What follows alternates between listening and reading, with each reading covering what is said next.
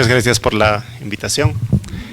Aunque creo que estamos bastante atrasados con la hora, no puedo dejar de agradecer a Carlos por las interesantes ideas que nos ha traído, que son ideas pues reales y actuales respecto a nuestra realidad. Así que me voy a permitir solamente, antes de entrar en el tema y mientras preparan las diapositivas, hacer 3 comentarios muy breves al respecto.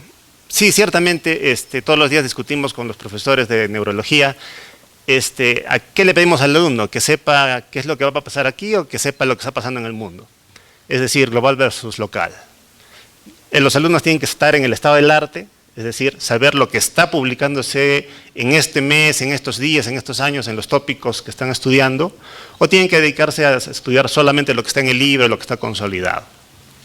No lo sé, realmente es algo que hay que sentarse a discutirlo, pero yo creo que tiene que ser un poco de las dos cosas. No podemos, creo yo, cerrar los ojos a la actualidad. Tenemos que estar, nuestros alumnos, ustedes, nosotros, tenemos que estar pues al día de lo que sucede, pero por supuesto modulado bajo el prisma de lo que es nuestro contexto, nuestra región, nuestra ciudad. Un segundo aspecto es que, bueno, yo ya tengo 25 años de egresado, este año los he cumplido. Hace poco estaba haciendo clases y ahora ya cumplí 25 años. Bueno, lo cierto es que en esa época, lo que había en la biblioteca eran los índex médicos, que no creo que ninguno de ustedes los haya conocido, excepto quizás los profesores que están acá presentes, ¿no? Que eran unos libros enormes, donde eran como 2000 páginas, donde estaba cada una de las entradas de las principales publicaciones que estaban en ese momento. Y bueno, en esas épocas, pues en la biblioteca no había más que 5 revistas, me parece, y uno llegaba y veía el índice médico y sacaba, quiero estas referencias, sacaba 50 referencias, resultaba que llegaba a la biblioteca y decía, no, no hay ninguna. Y bueno, en ese caso, en esos tiempos soñábamos con tener pues acceso a las revistas. Cuando estaba terminando el internado, apareció el Medline, y aquí había quien nos proporcionaba los resúmenes de los artículos, el abstract. Y bueno, era lo máximo, ya por lo menos podíamos leer pues ya no solo el título, sino podíamos leer de qué se trataba. Y bueno, es cierto que ahora Alexandra Elkayeva con el Sci-Hub ha permitido que todos podamos acceder a todas las revistas del mundo, así que creo que sí, nos hemos pasado al otro lado, hemos pasado en mi generación de la ausencia de información al exceso de información. Y tenemos tanto acceso a tantas revistas que no sabemos qué leer y no leemos. Y ese es un aspecto que es importante recalcar. Antes no leíamos porque no teníamos en qué. Ahora no leemos porque tenemos demasiado. Hay que buscar el justo medio. Y lo último, para no hacerla más larga, la diferencia entre el conocimiento, creo yo, esa es opinión personal, entre el conocimiento de una facultad de medicina y universidades que nos da un conocimiento estructurado de los problemas que abordamos. ¿Qué es la diferencia del doctor Google, ¿no? El doctor Google, pues ahora todo el mundo, si han tenido experiencia en consultorio, en emergencia, viene el paciente y dice, yo he buscado en internet y dice que tal cosa es así o es asá. Y bueno, es posible que hasta sepan más cosas que nosotros en algunos puntos específicos, porque han leído pues que detalles que a nosotros ni se nos ocurrían. Pero lo cierto es que la diferencia fundamental es que nosotros tenemos conocimiento estructurado y construir esa estructuración del conocimiento es lo que debe ser el objetivo, creo yo, de la formación universitaria. Es decir, alguna vez un maestro nos decía, ¿no? Es difícil pedirle a alguien que sepa todo, pero lo que sí tiene que saber es que cuando no sabe algo va, busca en el baño, busca en un ratito, lee y regresa y ya sabe de qué se trata porque tiene dónde encajar ese conocimiento, esa lectura, ese pedazo de información dentro de un contexto mayor. Así que creo que por ese lado podríamos avanzar un poco más y ya lo discutiremos después con Carlos si es que hay oportunidad. Bueno, perdón, discúlpenme el exabrupto y vamos a hablar un poco de este asunto que se me pidió, que era hablar del... Bueno, esta es una cosa así, vamos a ir de lo global que hemos hablado hace un momento a algo muy puntual, que es un aspecto médico importante, que es real en nuestra realidad. Y no sé si ahora esto funcionará. Perfecto. Se me ha pedido hablar de infarto cerebral. ¿Por qué? Porque el infarto cerebral es un problema de salud importante. ¿Y qué es un infarto cerebral? Es un síndrome neurológico, una alteración neurológica que se caracteriza porque tiene un rápido desarrollo, se instala en minutos, con signos focales o globales de compromiso de la función cerebral y que dura y es permanente, dura mucho tiempo, no es transitorio. A diferencia, por ejemplo, del síncope. El síncope es lo mismo, pero desaparece rápidamente. Y Siguiente. Es un problema de salud, ¿por qué? Porque en el mundo, OMS pone al infarto cerebral como la segunda causa de muerte. En el Perú, el reporte del Ministerio de Salud muestra que la enfermedad cerebrovascular está después de las infecciones respiratorias agudas. Y en nuestro medio, en nuestro hospital, el hospital de donde yo trabajo, pues es la primera causa no infecciosa de hospitalización. Entonces, tenemos una enorme cantidad de pacientes que tienen estos problemas de salud y que evidentemente requieren tratarse. Aquí recordemos que enfermedad cerebrovascular es un problema que tiene dos aristas, es el sangrado cerebral y la isquemia cerebral. La isquemia cerebral es el 85% de todos los casos de enfermedad cerebrovascular. Tu tiempo. Gracias.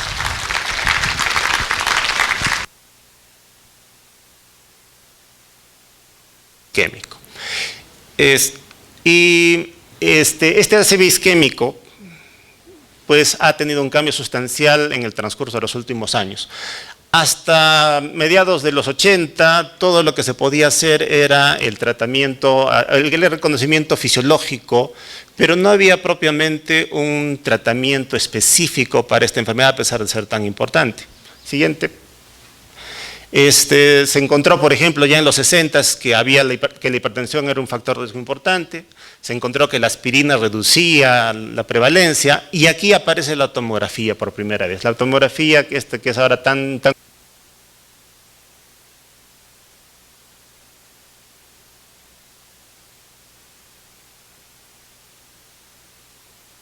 Hola.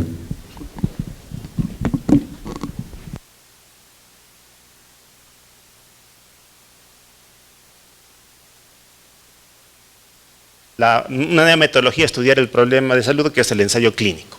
Y el ensayo clínico comienza a demostrar, a encontrar información sobre ciertas cosas. Sin embargo, hasta estos años 80, el tratamiento de una persona que tenía el infarto cerebral era el cuidado, es decir, cuidados de enfermería, vigilar la presión, vigilar que no se aspire, alimentarlo adecuadamente, etcétera, etcétera, porque no había más que hacer. Eso hasta los 90, en que se da la famosa década del cerebro. Y la década del cerebro fue una decisión política que inyectó gran cantidad de dinero para la investigación, y se acuñó esta famosa frase de tiempo de cerebro. Tiempo cerebro, doctor Camilo Gómez de la Loyola University dijo que en una editorial de una revista de enfermedades cerebrovasculares es que a mayor demora en el tratamiento, menor la oportunidad de éxito. Y este leitmotiv, este lema de tiempo cerebro es que impulsó una vez más a preocuparnos de tratar el problema del infarto cerebral agudo de manera rápida. Esto permitió conocer pues que este es un problema a nivel molecular, en la cual hay una serie extensa, que sería larguísimo de explicar, vías metabólicas que se alteran cuando hay isquemia cerebral, y permitió encontrar además el concepto de penumbra isquémica. Y la penumbra isquémica se refiere al hecho de que cuando tenemos una obstrucción de un vaso sanguíneo que llega a una parte del cerebro, hay una parte que se lesiona, pero hay una parte que queda en penumbra, es decir, que no está ni muerta ni viva, que está en una situación de indefinición, y dependiendo de lo que suceda por la circulación colateral, el tiempo y las medidas que podamos efectuar, podemos recuperar esta penumbra isquémica hacia tejido neurológico funcional, o en su defecto también pueda extenderse la zona de necrosis y sea más alto, más intensa la lesión. Entonces, la idea era que había que tratar de abordar estos aspectos para tratar de disminuir el daño en la medida de lo posible. Y aquí nos encontramos con el otro aspecto de esta charla, que es la medicina basada en evidencias. Como supongo ya se ha hablado anteriormente, esta medicina basada en evidencias habla de buscar un enfoque en la práctica clínica que optimice la toma de decisiones en base a pruebas científicas concluyentes. Y como decía, en los 60 aparecen los ensayos clínicos, en los 70 Cochrane, Wenger, Illich, Meco comienzan a publicar sobre las ideas que van a dar forma a finalmente lo que se llama el grupo de trabajo de medicina basada en evidencias, que surge en Canadá precisamente en los 90. Entonces, estos 90 confluyen por una parte la década del cerebro y confluye por la otra parte la medicina basada en evidencias, que, como ustedes van a ver, nos va a permitir generar una serie de ensayos clínicos y de medidas de tratamiento que desembocan el año 95 a el ensayo clínico de la aprobación del activador plasminógeno tisular. Este es un estudio pivotal el año 95, llevado por el NIH, el Ministerio de Salud de Estados Unidos, en que se demuestra por primera vez que hay un fármaco que puede revertir las circunstancias de un paciente que tiene un infarto cerebral. Hasta este momento, decía yo, todo lo que se podía hacer era cuidados generales, para evitar que la cosa empeore. Este estudio demuestra claramente que en la medida que se aplica en las primeras horas de ocurrido el evento, hasta las primeras 3 horas de ocurrido el evento, se produce una recuperación evidente del pronóstico de la persona a los 90 días. Y entonces el TPA, con este estudio sólido de investigación, permite decidir que es el tratamiento de elección para las personas con infarto cerebral entre las primeras 3 horas. Y estos son los resultados de ese estudio donde muestra, pues, estos son las escalas de ranking. La escala ranking es una escala que permite saber qué tan afectada está una persona. Mientras menos puntaje, más normal; mientras más puntaje, más lesión. Había una diferencia sustancial entre los que usaban TPA versus los que tenían placebo. A los pocos años, el 2008, se hace un segundo estudio importantísimo en esta historia del tratamiento del infarto cerebral, que es el estudio ECAS-3. El estudio ECAS-3 permite extender hasta 4.5 horas el uso del TPA, porque hasta ese momento solo se hacía hasta las 3, y demostraba que a las 4.5 horas también se encontraba beneficio de la evolución del paciente. No era tan importante, no era tan intensa, pero todavía había beneficio. Eso quiere decir que mientras más temprano se hacía el tratamiento, mientras más precoz, el beneficio era mayor. Y bueno, hablando de esto basado en evidencias, pues el impulso de la investigación sigue siendo alto. Por ejemplo, esta es una búsqueda del día de hoy de un registro de ensayos clínicos, en la cual se encuentra que hay 10.500 ensayos clínicos para ACV, de los cuales en este momento activos hay 2.400 ensayos reclutando pacientes. Eso quiere decir que tenemos una enorme cantidad de información que se está generando, con estudios, por supuesto, de alto nivel y de más bajo nivel, para obtener datos que nos permitan tomar mejores decisiones. Rápidamente recordemos, pues, que esto es un problema que no debe enfocarse solamente en el durante, el momento crítico que son las primeras horas, sino rápidamente solamente recordar que la prevención primaria es el principal objetivo para evitar que esto llegue a ser un problema. Y la prevención primaria, como ustedes saben, permite identificar cuáles son los factores que llevan a que la persona tenga esta catástrofe que es el infarto cerebral.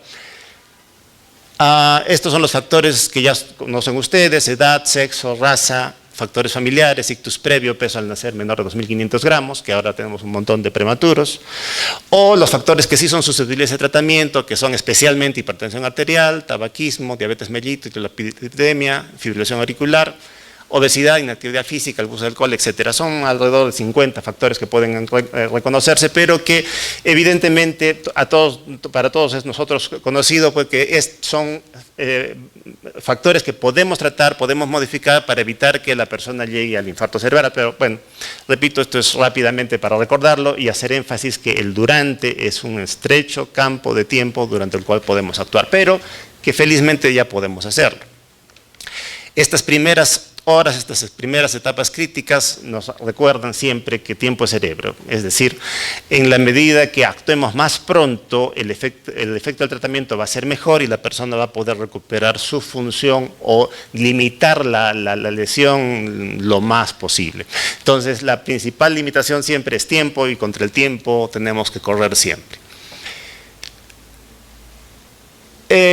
Y bueno, cada cierto tiempo la Academia Americana, la Academia de Cardiología, la Academia de Stroke hacen una actualización de toda la información que se viene generando por la investigación clínica, y esta es la última guía que prácticamente en todas partes se asume como una fuerte recomendación para saber qué es lo que tiene que hacerse.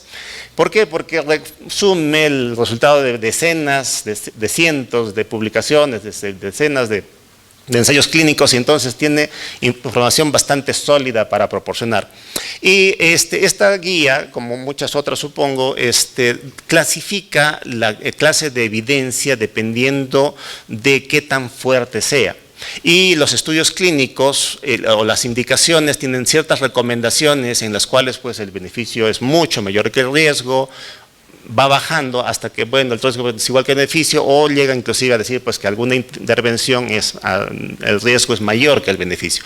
Entonces, esta clasificación de la información permite navegar entre todas estas decenas de miles de artículos, decenas de miles de publicaciones, para saber finalmente con qué fuerza es la recomendación que nosotros estamos hablando y qué nivel de evidencia, qué calidad de evidencia tiene para decir pues, que algo que se sucede o algo que tiene que hacerse, tiene que hacerse.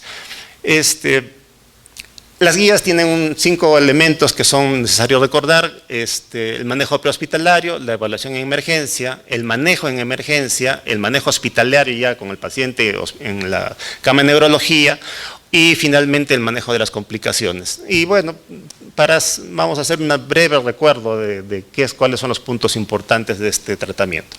Este tratamiento ha sido a su vez también recogido en la formación del ACLS, que todos ustedes conocen, indicando cuáles son las medidas que se tienen que tomar una tras de otra y cuáles son los tiempos que se requieren para llegar finalmente a decidir si la trombolisis es posible. Y lo ideal es llegar a este punto de la trombolisis posible antes de los 60 minutos, que es la recomendación de la Asociación de Tratamiento de Stroke. Y en ese sentido se han identificado que hay que vencer las Ds de demora, las Ds que pasan desde que se produce el evento hasta que el paciente llega al medicamento, a la droga. Primero, por supuesto, es la detección. En segundo lugar, es el despacho. El tercero, la derivación a un hospital adecuado, es decir, no solamente es necesario recoger al paciente de algún sitio o saber que tiene un ACV, sino hay que llevarlo a un sitio donde se pueda hacer el tratamiento apropiado. Y a partir de que entra al hospital viene el DINTEL. ¿Qué pasa desde que el paciente entra y cómo están los procesos intrahospitalarios diseñados o optimizados para reducir los tiempos? Finalmente, encontrar los datos para saber si realmente es un infarto cerebral y tomar la decisión del tratamiento posible. Una vez que entra el paciente al hospital, debe cumplirse una serie de recomendaciones de tiempo. Primero, que tiene que ser evaluado con el médico inmediatamente. Eso felizmente se logra porque ahora ya en las emergencias tenemos ambientes de trauma shock, y el trauma shock nos permite que rápidamente un paciente de este tipo pueda tener una evaluación apropiada. En segundo lugar está la evaluación por el neurólogo, por el equipo de ACV, el equipo de stroke, se llama en otros sitios. Una tomografía tiene que ser realizada antes de los 25 minutos, que debe ser leída o interpretada antes de los 45, y finalmente antes de los 60 minutos el paciente tiene que tener la vía canalizada para que pueda recibir el medicamento. ¿Cómo reconocemos un ACV? Como bueno, todos sabemos, tiene que ser de inicio súbito y con un déficit neurológico focal, que generalmente es pérdida del lenguaje, pérdida de la movilidad o algunas otras que son un poco más infrecuentes. En ese sentido, tenemos trabajo por hacer todos en el reconocimiento prehospitalario.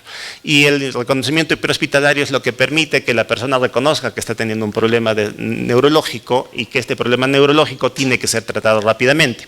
Lo habitual hasta hace pocos años, y todavía sigue siendo presente, es que el abuelito pues de pronto se despierta con el brazo entumecido y no lo puede devolver, le dicen, corre, acuéstate un ratito porque se te va a pasar y esperemos a que descanses, y que descanses ya vemos. Y a las 6 horas pues el abuelito ya no solamente no mueve, sino ya no habla y el brazo está completamente paralizado. Entonces, este reconocimiento de estos signos tienen, fíjense, una sensibilidad del 72%, y si los tres están presentes, hasta el 85% para identificar un infarto cerebral, que esta es la famosa escala de Cincinnati, que es una escala de fácil uso, en la cual se muestra, a ver si podemos ver, que cuando se le pide que sonría, un lado de la cara no se mueve, o cuando le pedimos que levante el brazo, uno de los brazos cae o no lo puede levantar. Y finalmente se le pide que hable, y si al poder hablar no puede hablar, cualquiera de estos signos hace pensar que esta persona está teniendo un infarto cerebral. Y esto es algo que tenemos que difundir, es algo tan simple que tenemos que hacer. De hecho, tenemos la idea probablemente que el próximo año de comenzar a hacer campañas de educación a nivel de colegios, porque los chicos son los que más aprenden estas cosas, y tratar de lograr que el tiempo prehospitalario o el reconocimiento prehospitalario sea más corto. Una vez que el paciente llega a emergencia, hay que preocuparnos de lo básico. ABC, que ustedes saben bien, no es necesario recordarlo. ¿Por qué? Porque ese ABC está en relación a la presencia de las H's que lesionan el cerebro: hipoxia, hipoglicemia, hipotensión, hipertermia y herniación. Reconocer estos elementos en la emergencia es básico para el apropiado manejo.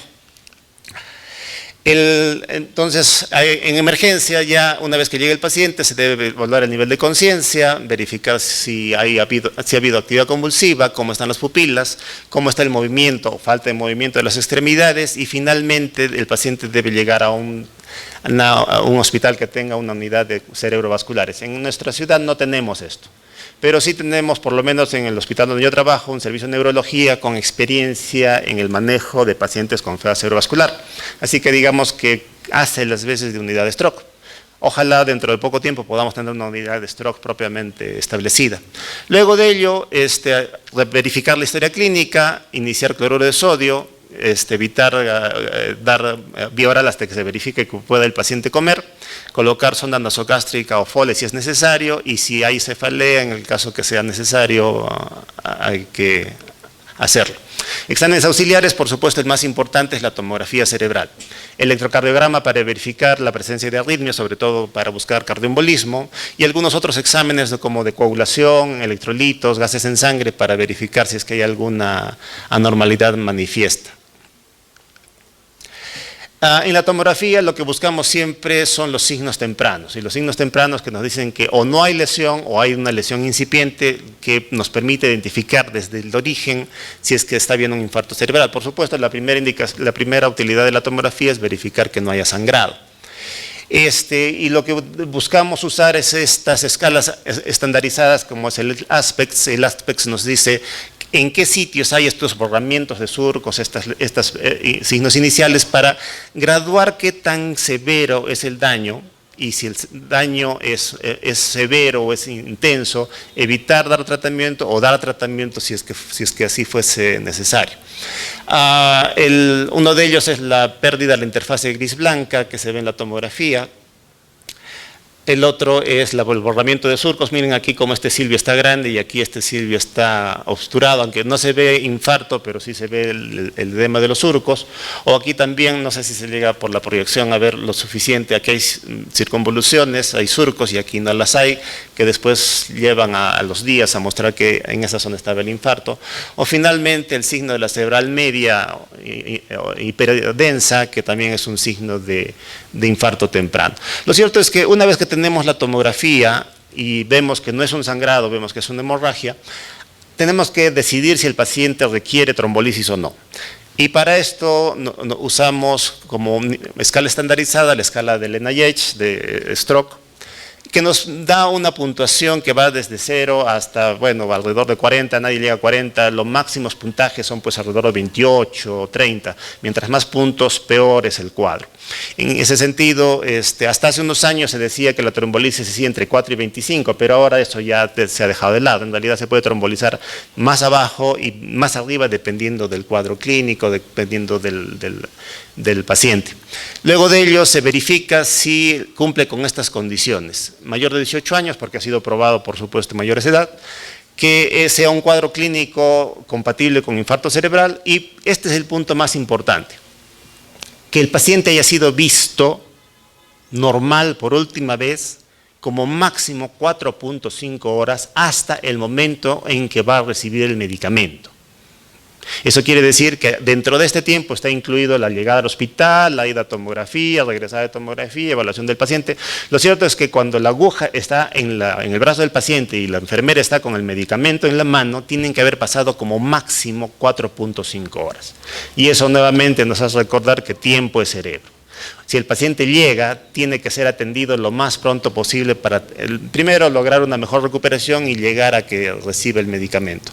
Luego, este es un resumen de las exclusiones, que esencialmente son cuestiones que pueden hacer sangrar a la persona, porque el medicamento, el TPA, el activador plasminógeno tisular rompe las moléculas de plasmina y hace que el coágulo se deshaga, y si hay alguna cirugía, algún sangrado activo, se va a abrir y va a sangrar intensamente.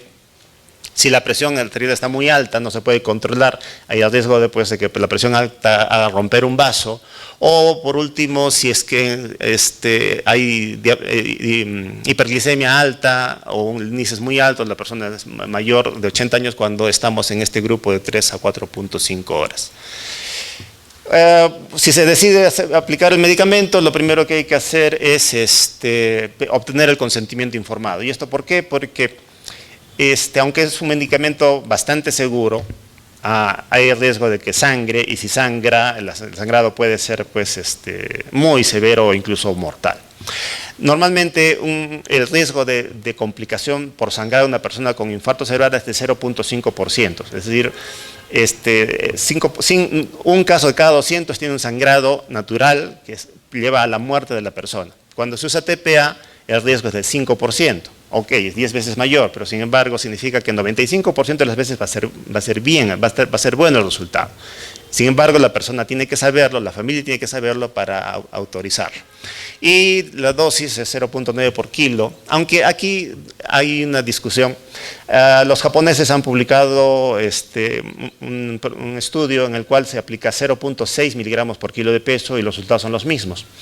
Y eso es interesante porque nosotros tenemos mucha ascendencia asiática en nuestra población. Así que probablemente para nosotros 0.6 sea una dosis apropiada. Así que a veces usamos 0.6, sobre todo cuando la persona es muy mayor o tiene algunos riesgos que podemos pensar que puede tener un mayor riesgo con 0.9, podemos usar 0.6 también. Y bueno, para comentarles que en nuestro hospital hacemos trombolisis ya hace bastante tiempo. De hecho, fuimos en el congreso del 2005, presentamos la primera serie de pacientes trombolizados por encima de ningún otro hospital del país. Estos fueron nuestros datos en ese momento. La mayor parte casi todos eran hombres y mujeres, la mayor parte era anterior. Y estos tiempos más o menos se han mantenido. En nuestro hospital, el tiempo a emergencia, a emergencia generalmente es de 1.3 horas de los que se trombolizaron, es decir, llegaron relativamente rápido. Y el tiempo a trombolisis desde el inicio del cuadro fue alrededor de 2.6 en promedio. Pero lo más interesante, lo que demuestra pues que estamos trabajando, creo yo, en buen camino, es que nuestro tiempo de puerta a aguja, puerta a droga, está en 50 minutos. Es decir, nuestros procesos han sido optimizados para lograr que la persona que llega con un cuadro de infarto cerebral a emergencia tenga el fármaco ya en el brazo a los 50 minutos. Y es algo que tiene que estar siempre en revisión, siempre en búsqueda. Y bueno, y el efecto del tratamiento, este es la escala NIS media y esta es la escala NIS de ingreso y de alta, y la reducción promedio de la lesión, es decir, mientras menos puntos significa que el paciente está mejor, es de alrededor de 8 puntos. Significa que el paciente que recibe trombolisis, va a mejorar en promedio 8 puntos la severidad de su cuadro, versus, por ejemplo, los pacientes que reciben tratamiento estándar, los que no pueden ser trombolizados, los que llegan y bueno, llegaron muy tarde, pero van al servicio y se los cuida apropiadamente. Esos pacientes en promedio reducen 3 puntos su lesión. Hay una diferencia significativa entre los que pueden recibir trombolisis y los que no pueden recibir trombolisis, porque estos pacientes van a mejorar mucho más, su calidad de vida, su independencia, su funcionalidad va a ser mucho mejor. Complicaciones, por supuesto, sangrados. Hemos tenido un paciente con hemorragia digestiva, 2 pacientes fallecieron por infartos masivos, 1 por hemorragia intrahospitalaria, pero nuestras tasas de complicaciones están por debajo de los estándares internacionales. Es frecuente ver sangrado labial porque generalmente estos pacientes pues, a veces se golpean, se caen, y cuando hacemos trombolisis de pronto pues el labio se hincha como una pelota, pero pasa la trombolisis y a las 24 horas esa pelota pues desaparece completamente. En ese sentido los mecanismos de coagulación y recoagulación y posteriores pues siguen funcionando óptimamente. Después de ello, lo que nos queda es el tratamiento general, el cuidado de la vía aérea, mantener la oxigenación, mantener la presión, mantener el balance hidroelectrolítico de manera apropiada, tratar la hipoxia si es que se presentase, tratar la hipertensión con un uso cuidado de los antihipertensivos.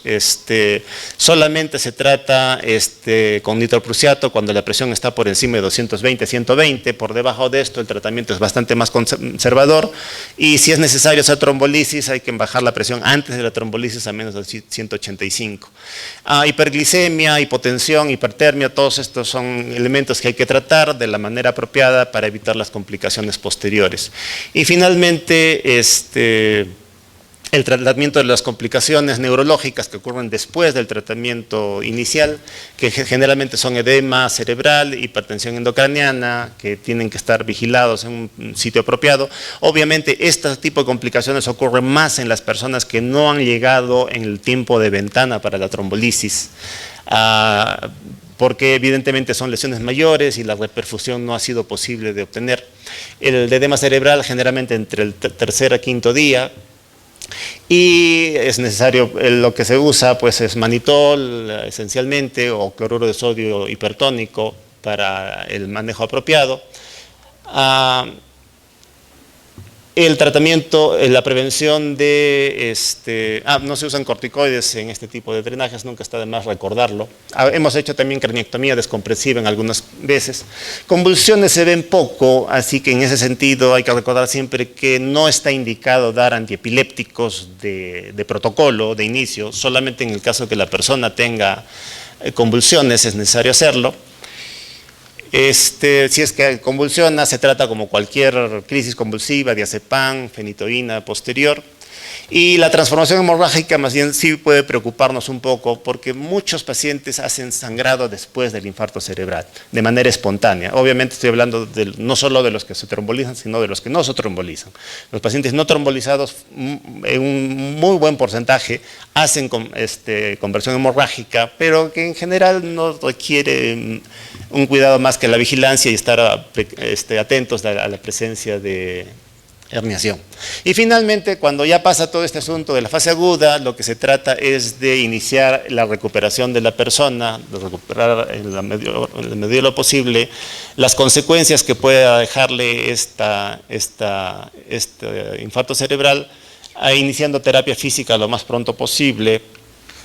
A veces es necesario hacer tratamiento preventivo de trombosis venosa profunda, para eso nos preocupamos mucho de movilización temprana, antibióticos cuando hay que hacer, cuando hay infecciones que lamentablemente son más frecuentes de lo que quisiéramos.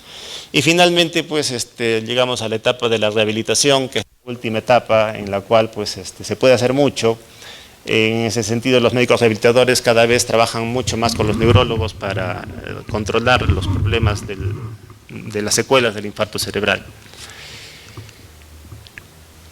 El gran problema de la trombolisis es que solamente un pequeño porcentaje de personas acceden a ello dentro del tiempo de ventana. En casi todos los sitios están entre 1, 2, 3, 5%, los mejores sitios llegan a 7%, hay experiencias piloto, por ejemplo en Barcelona, que llegan hasta el 13% de trombolisis, pero la gran mayoría de los pacientes siguen llegando tarde. En ese sentido, lo que se está trabajando actualmente, y esto es algo que ya estamos haciendo en el hospital, es decidir si más allá de las 4.5 horas una persona puede beneficiarse de la trombolisis. ¿Y cómo sabemos eso? Identificando por perfusión cerebral si hay tejido neurológico, tejido cerebral todavía viable. Ok, ya pasaron las 4.5 horas, ok, este paciente ya no es candidato, pero puedo hacer un estudio de perfusión y decidir si todavía hay tejido viable y este paciente todavía lo puedo trombolizar. O lo otro que se está haciendo ya, esto no aquí, pero sí en el resto de países que tienen sistemas de salud más fuertes, es la intervención endovascular. Esto es a lo que se le está dando mayor énfasis actualmente, ya estoy sobre la hora, para utilizar sondas que entran por la arteria desde el nivel inguinal y pueden llegar hasta el sitio donde está localizado el coágulo y extraerlo. Son retrievers, se llaman, extractores o retractores de los coágulos. Estos, hay ya varios stents, recuperadores, varias sondas recuperadoras que están aprobadas y con nivel de evidencia alto, que demuestran pues que en manos con experiencia pueden pasar a las 4.5 horas todavía sacar el coágulo y que la persona tenga un beneficio respecto a su función. Y bueno, lo que nos queda a nosotros siempre es la actualización continua, aprender nuevas cosas. Hay muchos sitios web que dan información y esta vez sí se trata de leer solo la página, no leer muchas páginas a la vez. Donde se puede encontrar, por ejemplo, la iniciativa Angels permite encontrar pues, cómo establecer un sistema de emergencia, cómo llenar, tener formatos que nos permitan orientarnos en el manejo.